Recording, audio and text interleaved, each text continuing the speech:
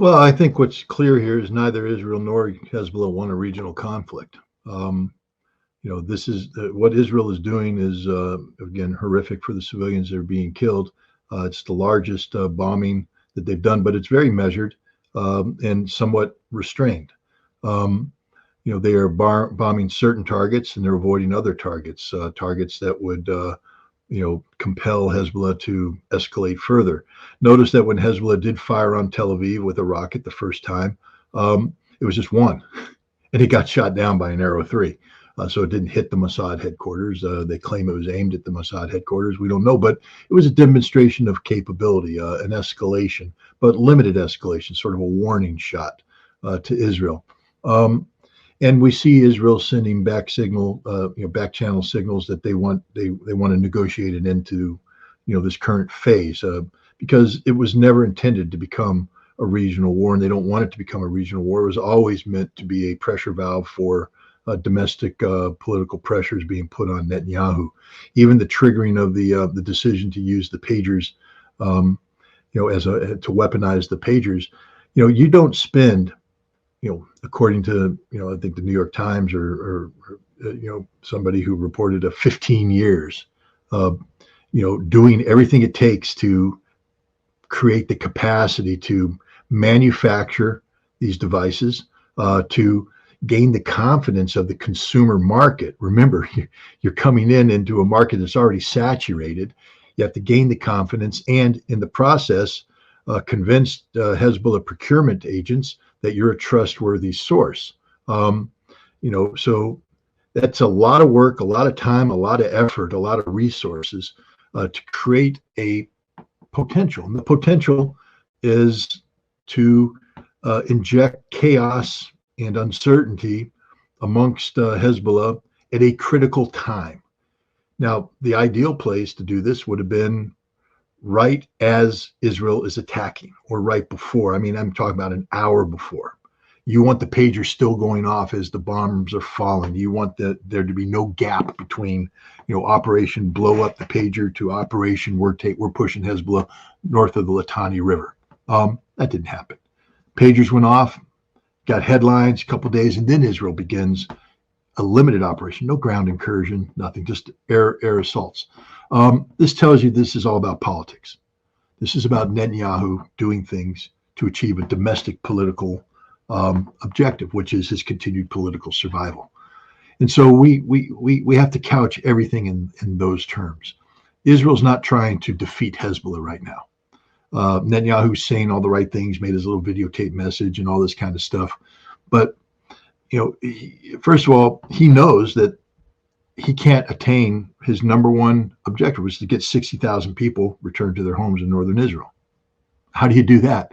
Well, you got to defeat Hezbollah. He's not going to defeat Hezbollah. This isn't a defeat Hezbollah campaign. This is save my skin in Israel campaign, to create the impression that I'm doing something, to get the pressure off of me for not doing anything, especially about ceasefire and returning of the hostages. The pager thing garnered a lot of headlines, a lot of support. It'll be forgotten. I mean, in terms of its impact on the conflict, it's already forgotten. There's a couple people saying, "Oh my God, that was her," but more people died in the bombings than died in the pager attack, by a huge number, order of magnitude. So I think people are already, from the military and shock, they're over the pager attack. It's done. It's finished. The new thing now is the barcodes that Israel's flooded with leaflets that get people to turn it on. Then they suck your phone out and then they target you. But again, think of what the Israelis just did there.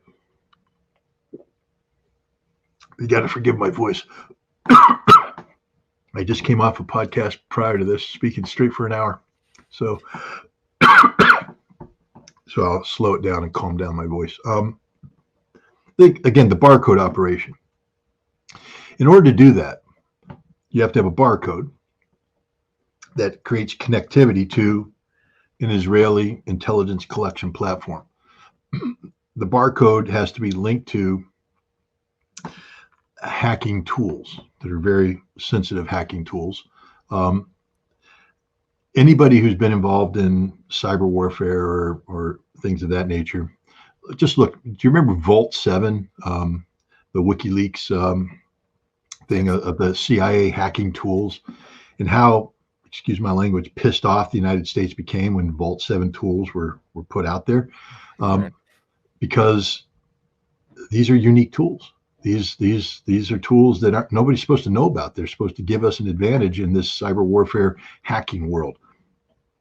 They were leaked.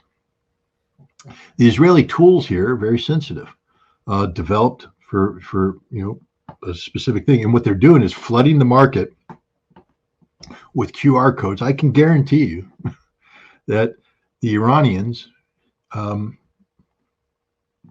Russians, everybody has gotten this barcode, and they brought their NSA guys in, and they let this thing play out.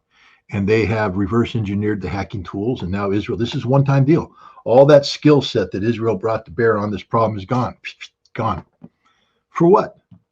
For what? Politics.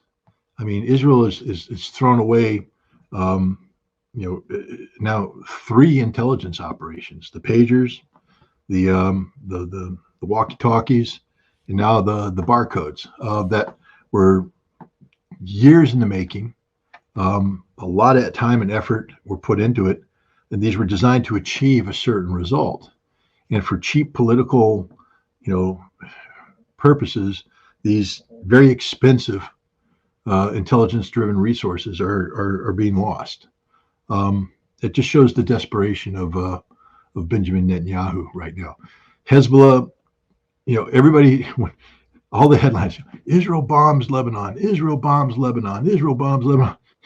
Guys, you're missing something here. Hezbollah keeps sending rockets into Israel, and the Iron Dome isn't shooting them down. They're pounding the crap out of places that haven't been pounded before, causing thousands of more Israelis to flee. So Netanyahu's political objective of returning the 60,000 has become a political nightmare, because it's now going to become returning the 80,000 or returning the 100,000, which he's not going to do until there's a ceasefire in Gaza, which is a decision he's trying to avoid. I think what he's doing with Lebanon is creating the potential of a crisis, the consequences of which far exceed the consequences of him agreeing to a ceasefire, so that he can make some sort of domestic political exchange saying, I'm avoiding this conflict based upon posturing of strength, and in return, we have to swallow this poison pill. He's trying to get that sort of calculus in place, because right now, as things stands, if he accepts a ceasefire in Gaza, he's finished politically. Even if he gets the hostages back, he's not going to survive once the Israeli population starts looking at October 7th and his response to that. It's tough to recover from that, unless he can create some other issue that because of the scope and scale of the consequences of allowing this to spin out of control, it offsets the political damage done through the. That's his calculation. I don't think he succeeds. I think no matter what, he'll be compelled to accept a ceasefire, and his government will collapse, and that's the end of Netanyahu. But he's going to drag this thing out as long as possible, and that's what's going on in southern Lebanon. This is all about Benjamin Netanyahu. It's not about anything else. Well, it's interesting, Scott, as we have even Israeli media reports talking about exactly what you're saying, and I'm curious about your thoughts about this publication, Israel Hayom. They published from Israeli Reserves General Gershon Cohen, who said that not only is Israel operating with no strategy against Hezbollah, but that Hezbollah is undefeated here and has the potential to drain Israel essentially into the abyss. And what we're seeing, he says, is that those exact 2 objectives that were plainly stated by Netanyahu and the Israeli regime, which was to return the settlers and to deter Hezbollah, have not occurred, but nothing that Israel is doing is going to make that occur. So there was so much, I feel like, immediate reaction and emotional response from people watching this, thinking, well, wow, Israel really just did a major blow to Hezbollah and to the axis of resistance. What do you have to say to that? Because it seems like even Israeli media is saying, no, that's not the case at all. Let's go back to the predicate here. First of all, Hezbollah is undefeated when it comes to Israel. Israel hasn't beaten them. Hezbollah's beaten Israel. Hezbollah drove Israel out of southern Lebanon, and Hezbollah fought the Israelis to a standstill in 2006, compelling Israel to back away from the political objectives that they had set. And since then, Hezbollah has had a relative parity of deterrence, meaning that there's been back and forth, but Israel has never again dared to undertake the kind of massive operation in 2000 that it did in 2006, because Hezbollah has been preparing a retaliation that exceeds its response in 2006. So, for basically 18 years, Hezbollah has been preparing for this very eventuality. There's nothing about the Israeli military capabilities that Hezbollah is unfamiliar with. They're not stupid. They know what an F-35 can do. They know what ordnance the F-35 can drop. They know what the F-16 drops. They know, Israel's targeting processes. They know what sensors Israel uses to collect information. And for 18 years, Hezbollah has been building a defensive system designed to not only survive but function against everything Israel has. So we're all sitting here watching bombs blow up in Lebanon. Go, oh man, Israel's knocking the crap out of Hezbollah. Hezbollah's been preparing for this forever. That doesn't mean that they didn't collapse a bunker here, that they didn't strike a building with people here. It's war. People are going to die. Israel will get in a couple shots. There's no doubt about that. But it's also, we talk about Hezbollah's capabilities, and they're impressive. But anybody who thinks, well, Hezbollah can do this at will. Well, Israel has defenses. They're not perfect, but they have defenses. Hezbollah shot a rocket against Tel Aviv, an advanced rocket, not a hypersonic rocket, but an advanced rocket. And it got shot down by the Arrow 3. Why? Because Israel's been preparing for this too. Both sides have been preparing for this conflict. But the notion that Hezbollah is going to be defeated by Israel in a week is just stupid. Hezbollah's been preparing for this for 18 years. Hamas, everybody's amazed by the Hamas tunnel network. Well, who does tunnels better than Hamas? Hezbollah. First of all, the terrain is more conducive to it. I mean, they are deep underground. They are protected by rocks. You're dropping bombs on mountainsides, on hillsides. You might get a little shake here and there, but you're not doing anything. And Hezbollah has everything underground, and there's redundancy. Hezbollah's not dumb enough to say we're going to put all our eggs in this one basket, because when that basket goes boom, you got no more eggs. They've spread it out so that they can take losses here, losses there, but they can back it up here and continue the fight. And Hezbollah is prepared to take this fight as far as they want. But there's a hesitancy here because Hezbollah is the Lebanese government. That's another thing people tend to forget.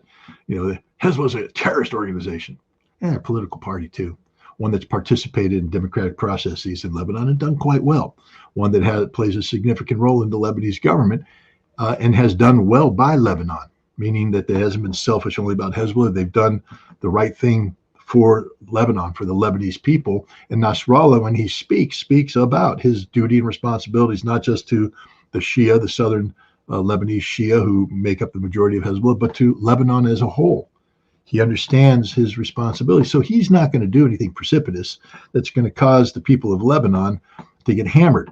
And the way he's behaved here, look, you have Christians, Sunni Muslims, Druze, all saying, rival Shia parties, all saying they're with Hezbollah in this fight. The Lebanese government, the army is with Hezbollah because they recognize that Nasrallah has done nothing wrong here, that he's done everything right, that he's managed this escalation. He's not been irresponsible. It's Israel's gross overreaction, which is what Hezbollah is banking on, because it's the same thing with Hamas carrying out October 7th, gambling. This is a good gamble, by the way, that Israel's going to overreact and then generate cause and effect relationships that are detrimental almost exclusively to Israel. Hezbollah is doing the same thing. One of the great weaknesses that Hezbollah had is that in pursuing the potential conflict with Israel, Israel would be able to use that conflict to drive a wedge between Hezbollah and the Lebanese people. The Lebanese in August 2006, they weren't happy about being indiscriminately targeted by Israel, and many of them blamed Hezbollah for this. And Hezbollah took that lesson to heart and said, in the future, we can't have a situation where we don't consider the people of Lebanon, that we act based upon our unilateral wants and desires against Israel, and the consequences be damned. No, no. Every bomb that Israel drops on Lebanon right now that kills Lebanese civilians further alienates the people of Lebanon from Israel and unites them with Hezbollah. And this is I think this is a consequence that the Israeli government didn't foresee. And then lastly on this topic, Scott, what do you have to say about the reports during this bombardment of Lebanon that Hezbollah asked Iran to attack Israel, or to maybe facilitate its response, its retaliation to Israel? And Iran is reportedly, and again, these are all Israeli and U.S. officials saying this, so we take it with a grain of salt, but supposedly Iran told Hezbollah the timing isn't right. Now, I want to ask you this in the context of those who constantly, whether it's comments, questions I get, say, wow, Iran, Hezbollah, the ISIS resistance are looking weaker here. They're looking like they are not in the driver's seat, but actually being repelled back and potentially defeated. I've had some people close to me lament about this. Scott, what do you have to say about this in the context of these reports? First of all, I strongly doubt that. Again, let's just go back to basics. First of all, Hezbollah doesn't operate in a vacuum. So Iran and Hezbollah have coordinated this scenario for, again, 18 years. Hezbollah's defenses, which are designed to absorb far more punishment than Israel is delivering, were designed, with the Iranians assisting, knowledgeable of, advising on. And these are defenses that are linked to political objectives. Again, to buy into this notion, you'd have to accept two things. One, that Nasrallah had given up on Lebanon, which he's not going to do. Because to say, oh, we need Iran to attack now implies general war and all that entails. And two, that Hezbollah had given up on Hamas, because an all-out war involving Iran and Israel creates a whole different problem set that the world is incapable of chewing gum and walking at the same time. Right now, the world's chewing on the gum of Hamas, and it's tough. They're having trouble doing that. But for the first time in a long time, people are talking about the creation of a Palestinian state. There's movement in that direction. Israel's lost the moral authority around the world. These are things realities that didn't exist on October 6th that exist today, that are to the strategic detriment of Israel. And it's all because of the resistance of Hamas. But you get a general war with Iran and Hezbollah and regional disruption of energy security. And suddenly people have high prices, collapsed economies, and nobody's going to give a damn about Hamas anymore, or Gaza, or the Palestinians. They have bigger issues. And Iran and Hezbollah know this. They didn't do all what they've done to get Israel in this bad position just to throw it all away by saying, screw it, let's have the big war. So I don't believe that Hezbollah reached out to Iran. First of all, they wouldn't need to reach out to Iran, because Iran and Hezbollah have coordinated this. It's like, I don't know. I was going to use an analogy nobody will understand, so I won't use it. But it worked for me. But I was like, that's a good one, but nobody will get it. But the point is, they've already coordinated all this. There's no need for Hezbollah to call an audible at this stage. There's nothing that's happened that's unexpected. It's all anticipated. So that's absurd. I think this was inserted to generate the kind of discussions that you're seeing. Because Israel knows that it's lost the PR campaign so far, and so what they need to do is create some sort of information warfare based pressure on Hezbollah. But again, Hezbollah is not amateurs at this. I guess they were hoping to get the Lebanese people to lose faith and confidence in Hezbollah, to create discussions amongst them about the consequences of a broader war. But again, as I said, I've been to Iran, and I was deeply impressed with the intelligence of the Iranian people. I haven't been to Lebanon. I landed in Beirut airport once, but that was a different story altogether. Didn't want to be there, plane diverted. And I was an active duty Marine Corps officer in an airport controlled by Hezbollah. And I'm like, no, I don't want this. Fortunately, I stayed on the plane. They left me alone and we got out of there. But that was a different story. But they want to create, I think by doing this, they're trying to indirectly create pressure amongst the Lebanese population and the Arab population as a whole that questions, Hezbollah's status. They're trying to undermine that. Hezbollah is going to ride this thing out. As I said, and as you noted, they haven't stopped the Hezbollah shelling of northern Israel. It's expanded. They're striking Haifa. They can expand it to Tel Aviv if that's the game that Israel wants to play. And you see the Israelis already starting to panic and looking for an off-ramp off of this because, they didn't achieve what they thought they were going to achieve with Hezbollah. The Iranians are very mature. Hezbollah is very mature. The Iranians know what they want.